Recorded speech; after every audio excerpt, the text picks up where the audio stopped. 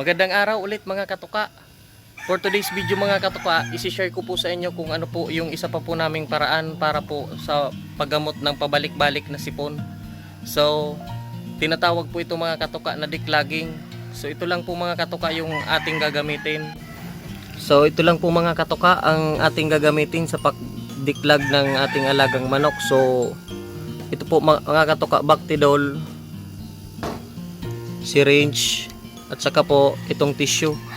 So ito po kasi mga katuka na Bactidol, i-spray po natin ito sa ilong ng ating alagang manok sa loob. So para po mga katuka matunaw yung sipon niya sa loob na namumuo. So para rin po mga katuka matanggal yung bakterya. So umpisa na po natin mga katuka.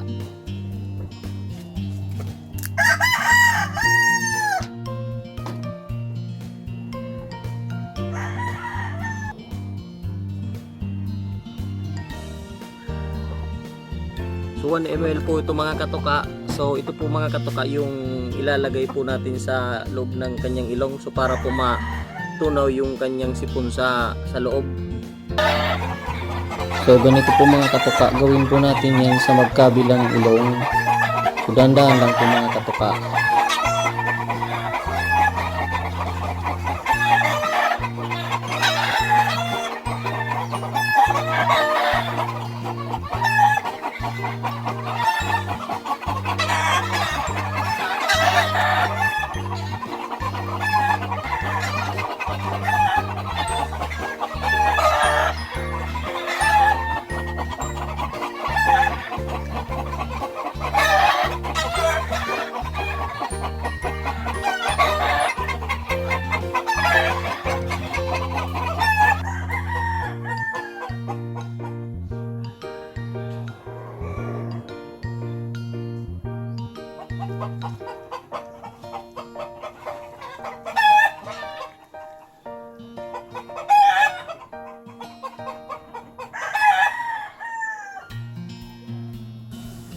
So yan po mga katuka, makikita po natin na lumalabas yung kanyang sipon, no?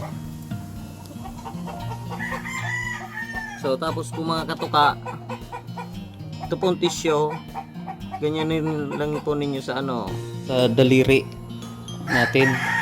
Tapos pasok nyo po dito sa kanyang lalamunan. Ayan po mga katuka yung sipon, no?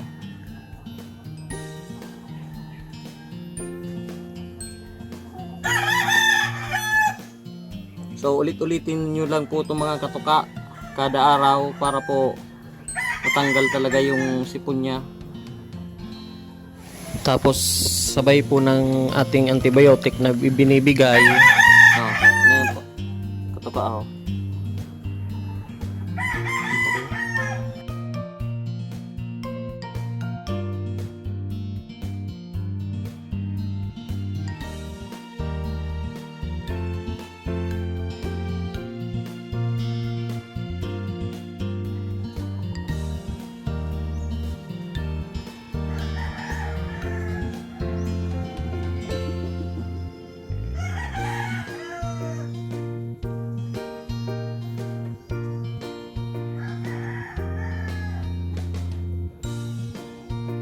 So ulitin po ulit natin mga katuka. Isa pa po.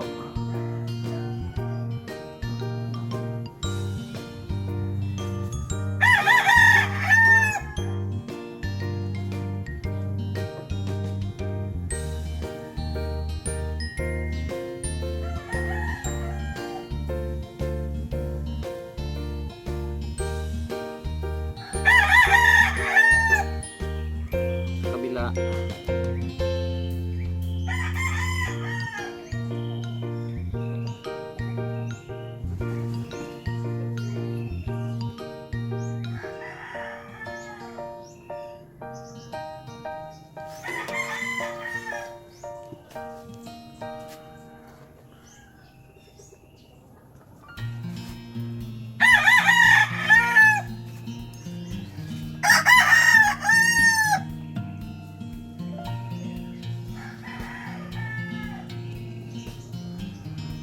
na po mga katuka yung sipon niya. Oh. So pagkatapos po nito, magugas na lang po tayo ng ng sabon, tapos maglagay po tayo ng alcohol bago po tayo umawak na naman sa isang manok.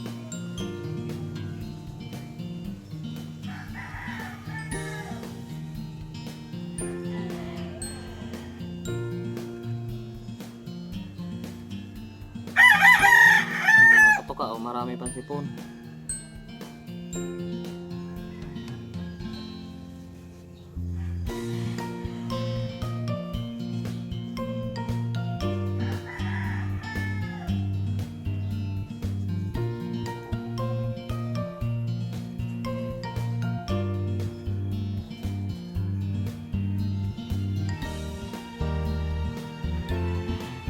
Sipon.